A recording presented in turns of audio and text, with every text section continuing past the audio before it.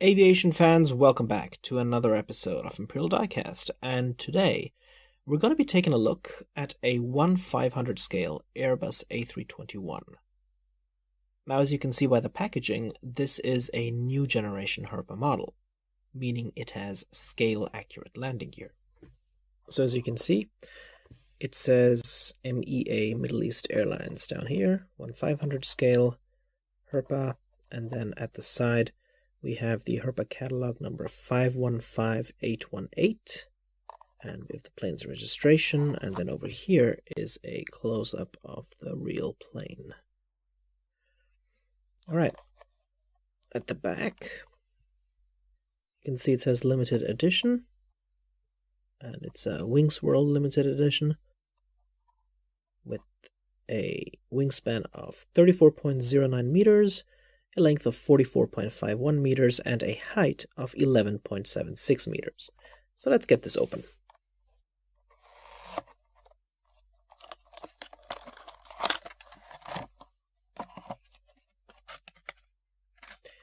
And here it is.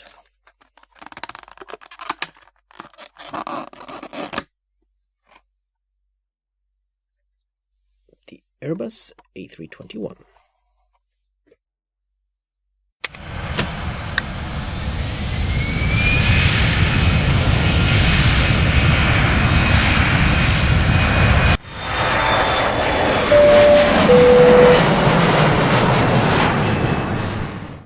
Aero Classics has made this plane in 1/400 scale, which is super hard to find, and the only extra details it has are those diagonal rain gutters above the doors, no step lines on the wings, registration on the nose gear doors, and some static ports.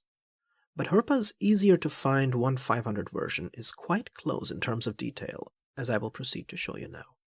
I paid €18.50 for this, so it's definitely more expensive than the OG Herpa models, but still €10 cheaper than the new releases of narrow bodies. But then again, this NG model is 12 years old, so the price is fair.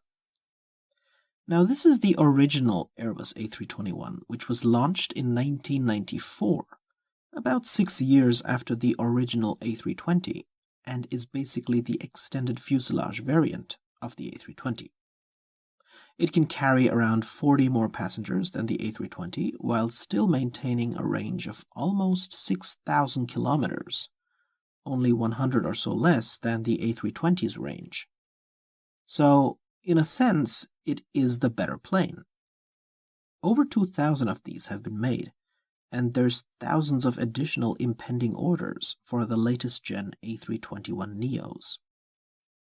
Now, this A321 is in the Middle East Airlines livery, the national flag carrier of Lebanon. And this used to be their livery during the 2000s and 2010s, until they updated it with a more modern design in 2020. Let's start our review by taking a closer look at the port side of the aircraft, at the L1 door to be more specific. And you can see that the door has a door handle and a porthole. And then down here we have MEA in 3 different colors, which of course stands for Middle East Airlines.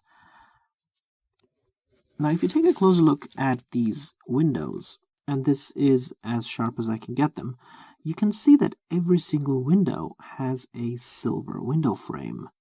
So that is definitely an advantage of the current Herpa releases, although this model was actually released in 2010, so it's actually over 12 years old, but they still made them back in the day like this. And over here we have the L2 door, and then we have the L3 door over there. Now, a little info about the A321, which is after all the extended fuselage variant of the A320. You can see that there are no overwing emergency exits on this plane, and that is because the length increase required the overwing window exits of the A320 to be converted into door exits and repositioned in front of and behind the wings. See, it says Middle East Airlines here as well. And then down there we have the aircraft type specification saying Airbus A321. And of course the L4 door up here. The registration reads Foxtrot-Oscar Romeo Mike India. And then up here we have the vertical stabilizer with the beautiful cedar tree as the main logo of Middle Eastern Airlines, which is of course the same symbol as on the flag of Lebanon. Now behind the vertical stabilizer you can see that we have a little silver tip, and if you look closely you can even see that we have a small hole drilled for the APU exhaust. So that's pretty cool. Now taking a look at the horizontal stabilizers, they have silver leading edges, but otherwise not much else in terms of detail. Let's take a look at the wings of the plane. Looking at the plane's profile, you can see that the plane actually has a pretty long fuselage compared to the wingspan. So it kind of looks weird. But in terms of detail, of course, Herpa has provided us with easily discernible trailing edge fairings. And then, of course, we have dual color on the wings with the flap slats, air brakes, and ailerons carved into the wings, although they're not particularly visible. And then we have wingtip fences at the edges. Taking a closer look at the engines, you can see that we have a beautiful MEA and cedar tree logo on the engine nacelles, and they have silver leading edges as well as a little bit of extra protrusions on the side. And this being a newer Herpa model, it of course has the darkened engine interior, so you can't really see the fan blades, but these are supposed to be IAE V2500s. And taking a look at the front of the plane, you can see that this is one of those weird few models where the cockpit windows do not have any silver frames, but the passenger windows do. Well, at least we do get window wipers, so that looks nice.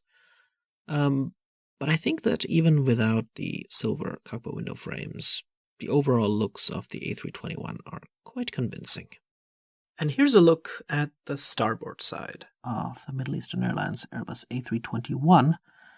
And I think that the livery looks best from the side because you have this sort of sweeping line that starts underneath the front cockpit windows and then there's a little arch over the MEA and then continues on all the way to the back, becoming part of the red stripes of the Lebanese flag. So in terms of detail, I think I'm pretty happy with the details here because we have scale-accurate landing gear, of course, with landing gear doors and everything also looking pretty nice.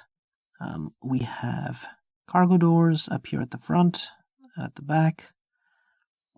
And then, if you pay close attention, you can see that even the engines have extra detail when it comes to the shape of their tail sections, or their exhausts basically. So everything is accurate about this plane. And now let us take a look at the bottom of the plane. And this is very plain, haha. It does say Herpa right here in the middle. And that is really just about it. I mean, there is underwing registration here. And that's it. Now for the comparison, I selected the A321's direct competitor, which is the Boeing 737-900ER. And you can see that the two planes are very identical to one another in terms of length and carrying capacity. However, I do believe that the Airbus A321 is just a little bit larger in terms of cross-section diameter, so perhaps it's a little more comfortable to the passengers inside. They've got a little more wiggle room, so to speak, and I also think that it's a tiny bit longer. What's interesting, though, is that the horizontal stabilizers of the bigger A321 are actually smaller compared to those of the Boeing 737-900ER. And of course, this being an older model, it also doesn't have the winglets. So I hope you guys liked my review of the 1/500 scale Airbus A321 in the Middle Eastern Airlines livery by Herpa. And if you're interested in more plane model reviews, make sure to watch some of my other ones here. And as always, take care, have a wonderful day, and this is Imperial Diecast, signing out.